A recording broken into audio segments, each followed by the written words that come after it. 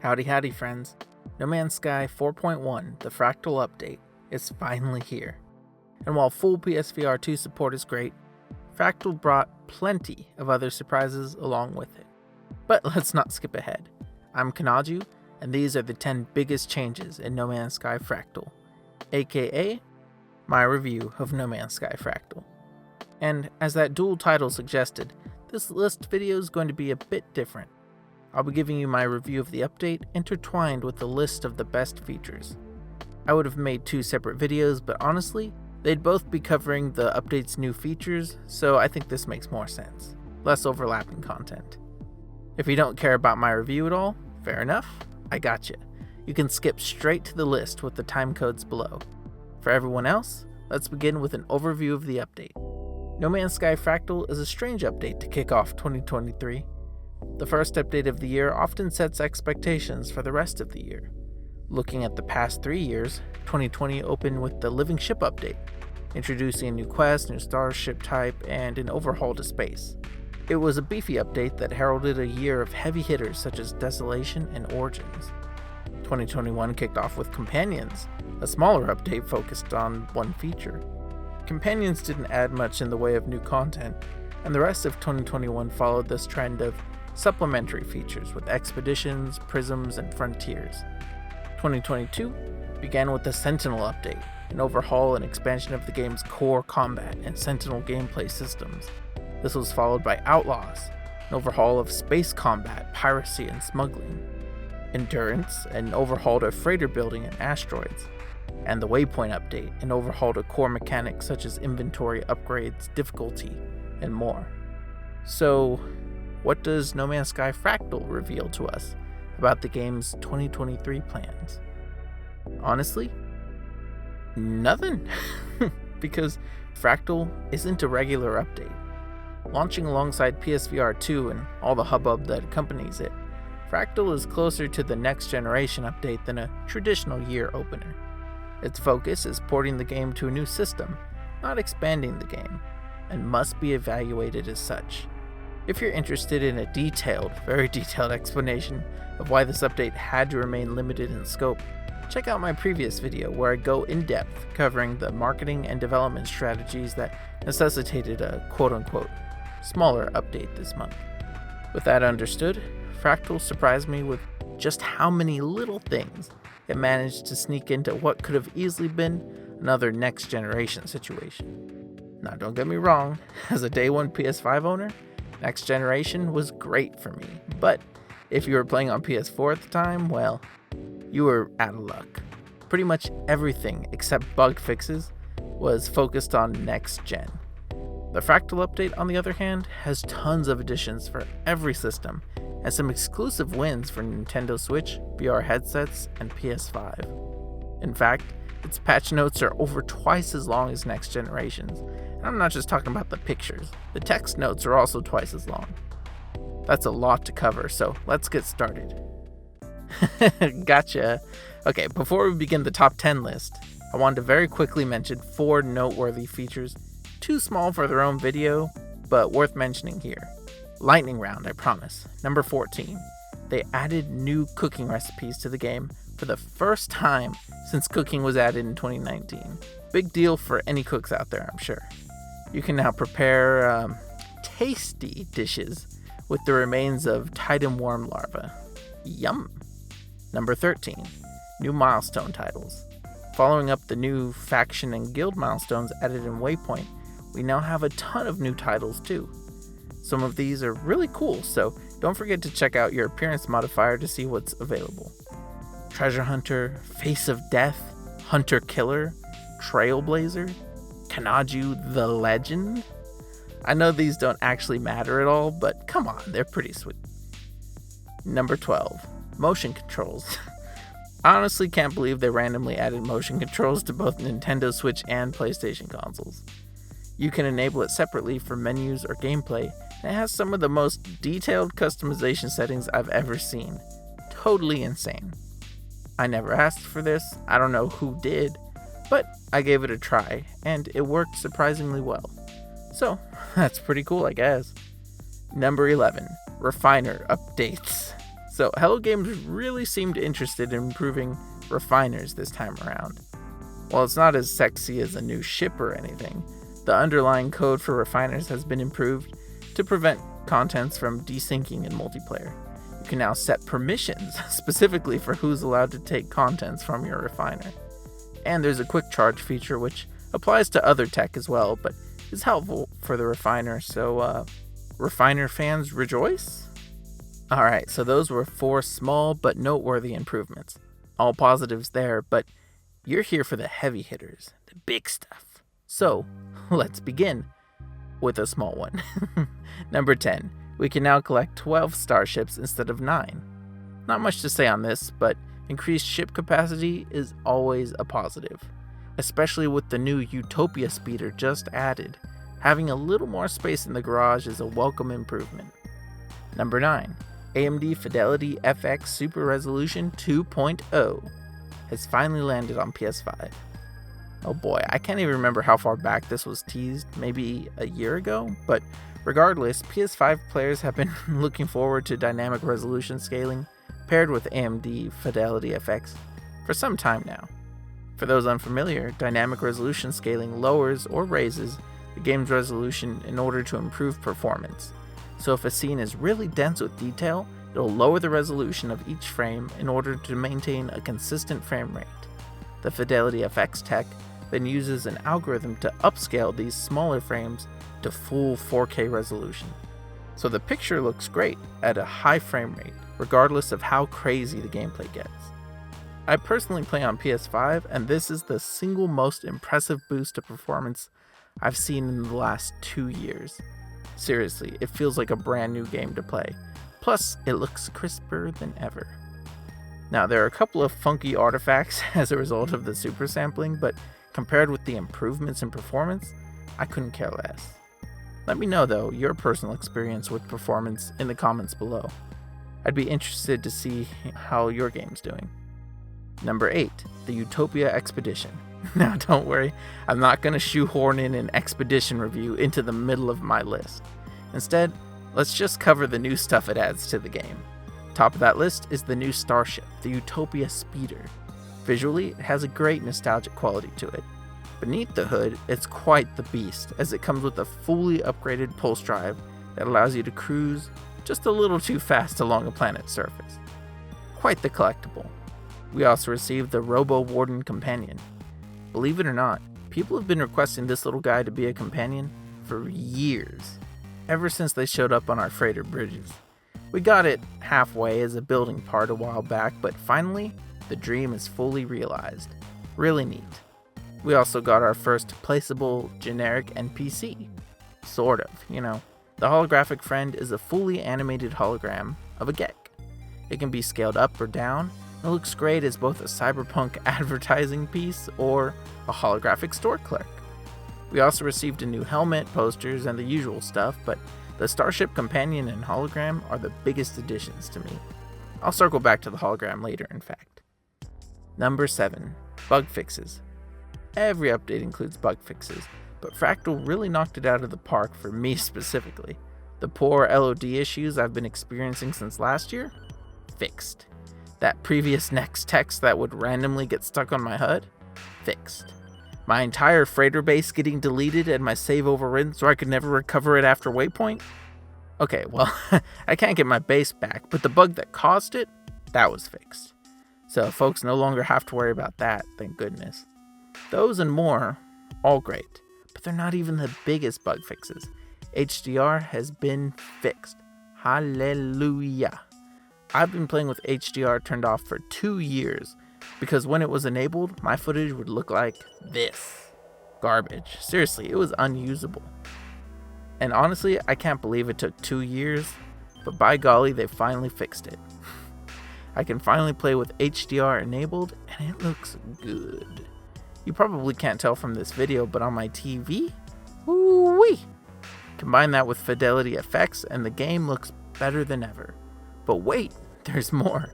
Settlements are one of my favorite things in the game, but they've been dead for months on PlayStation. All NPCs were bugged, so they'd spawn in furniture or just standing around, and they never moved. Towns looked dead, interiors looked broken or creepy. It really sucked. Totally ruined settlements, actually, but now they're back to their old antics, running around, going to work, hanging out at the bar in the evening. It's beautiful. But that's not all either. Settlement procedural generation also changed in Fractal. I don't know why, I don't know how, but it did. My Oasis of Null settlement never featured any interior staircases before. I've always complained about that.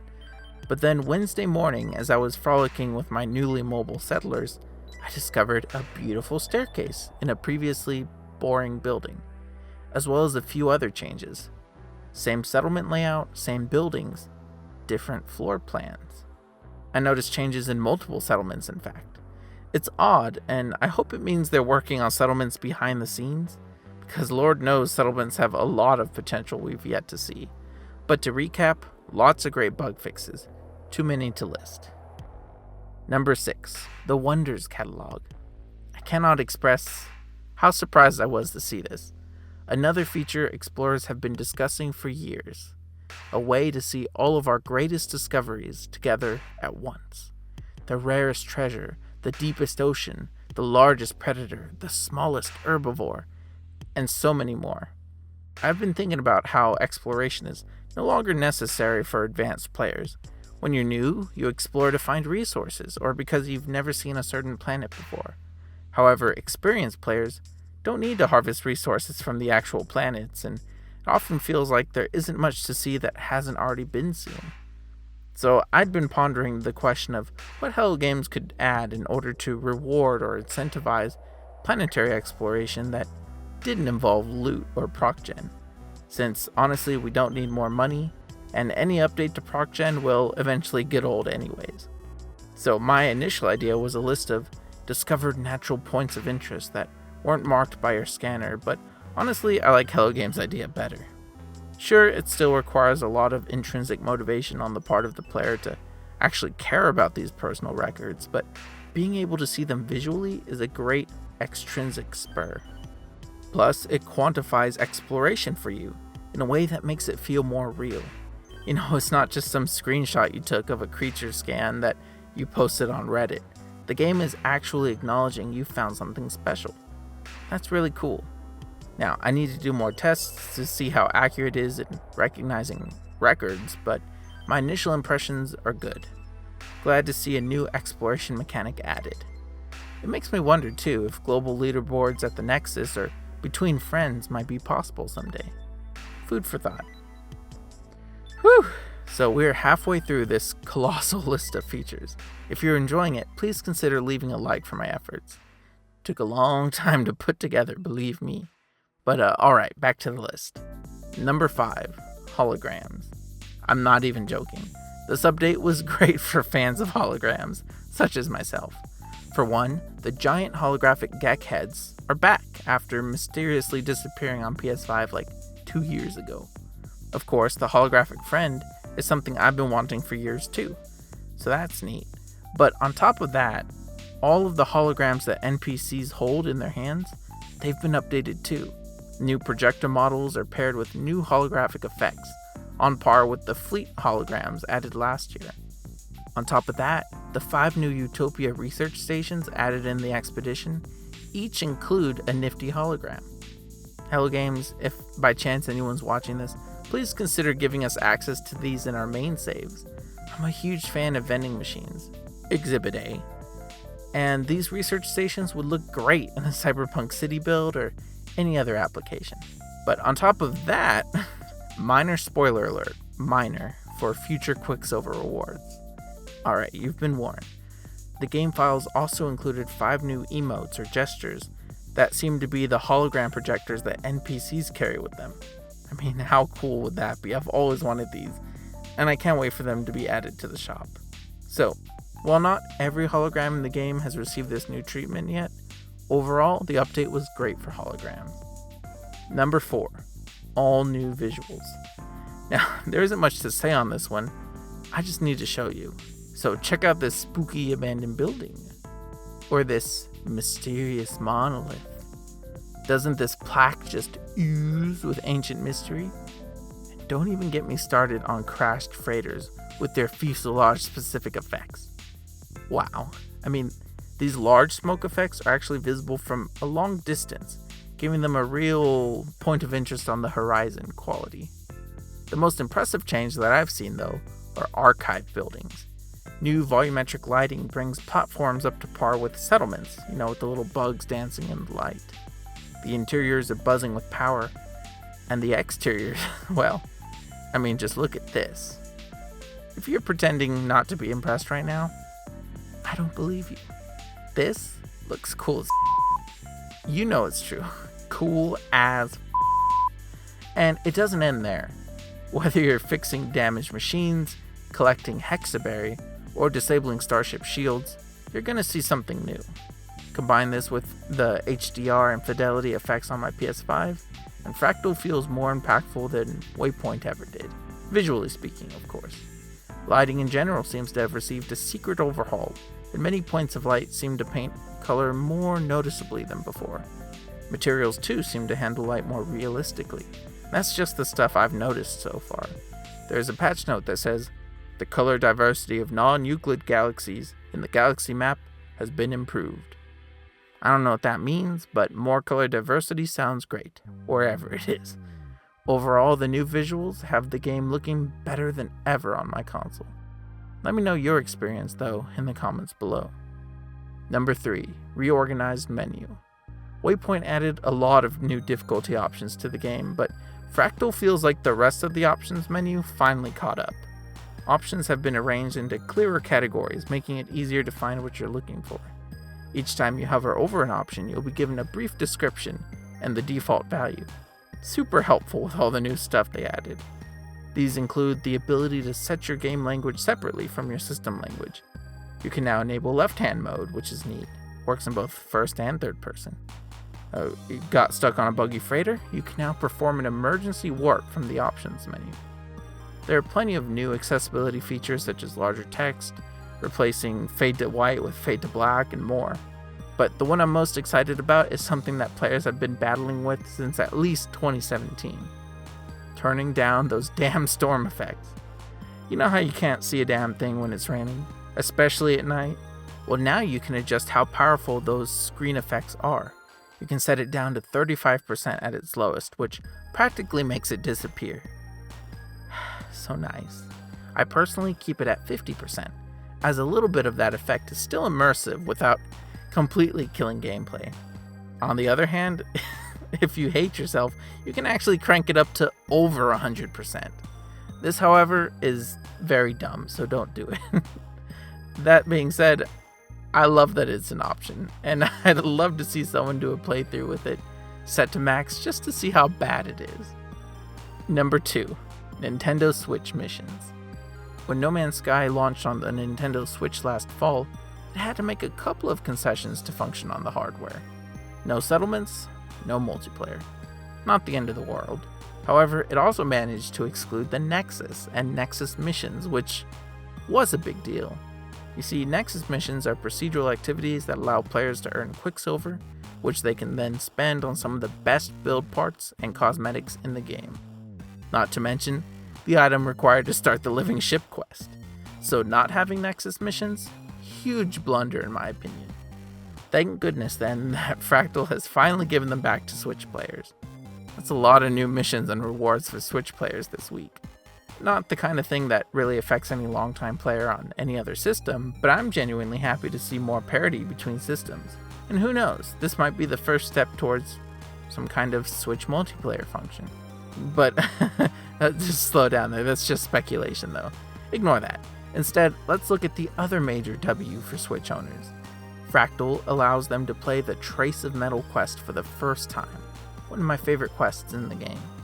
Now, what made it so special to me was how it integrated my settlement into a quest line, but without settlements on Switch, the quest had to be modified, and it works without it. This is slightly disappointing, and leads me to believe we shouldn't hold our breath for settlements to come to Switch anytime soon, but the story is still quite fun, and the rewards, a friendly Sentinel drone and hard frame, they're well worth giving it a shot for. Finally, number 1. PSVR2 support. Obviously, right? However, besides all the fun haptic feedback and hardware-specific features this includes, what I'm actually more excited about are the improvements to the game across all VR platforms. Since I occasionally play on PSVR 1, these changes still benefit me. For example, the personal shield is now attached to your left arm, which means you can use it like an actual shield. You can intuitively block fire from one side, cover your head from a grenade barrage, or even cover your ass as you're bravely running away.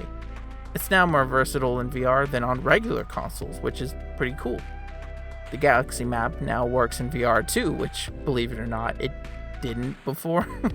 So you can now actually go to the Galactic Center in VR. You can also change part colors while building in VR, which was another strange omission previously, and a welcome improvement. There are also more options for HUD and other VR-specific features, but you get the idea. Game better now. And that's pretty much where I land with my review. This update added a lot of cool, small features that make the game better. Fixed a lot of troublesome bugs, which also makes the game better.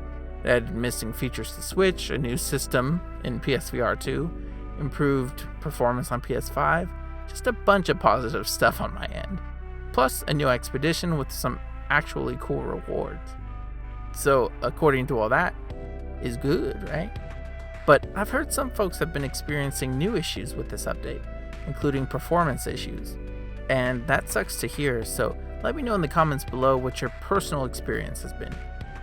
And let me know what system you're playing on as well, because for me, it's genuinely been great. Don't believe me? I streamed the game for 5 hours last week with a smooth frame rate, no crashes, no bugs, save for one visual artifact at the end. So feel free to check it out for yourself. I had a great time, and so for my personal experience, I'd have to say Fractal, good update. Solid. Is it as great as Sentinel or Origins? Nope. But it wasn't trying to be, right? And that's important. We should always judge a thing based on what it is, rather than what we wish it was. Judge a dungeon update on how good the dungeons are. Judge an exomech update on how good the exomechs are. And judge a quality of life update based on how it improves your quality of life. I mean, you wouldn't judge Tetris poorly based on its lack of story or characters. So, I would try not to judge Fractal based on the lack of new biomes or planets, because it's just not that kind of update.